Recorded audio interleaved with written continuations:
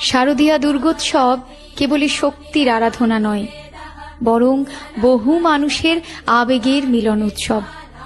জাতি, ধর্ম, বর্ণ নির্বিশেষে সকলের এক হওয়ার দিন। এই শহর কলকাতার আলো, হাসি, কান্না, প্রেম, শ্রদ্ধা, এই সবের মধ্যে তরঙ্গের মতন ছড়িয়ে থাকেন যিনি, তিনিই মহামায়া।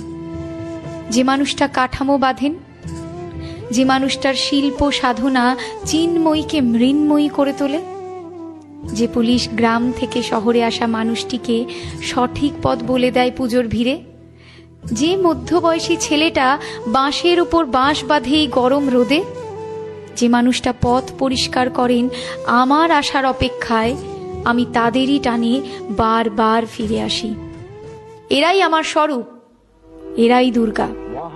আর এদের সবাইকে নিয়েই আমার পূজা হয়ে ওঠে মহাপূজা। তবু প্রকাশ বিভিন্ন দেবী নারায়ণী।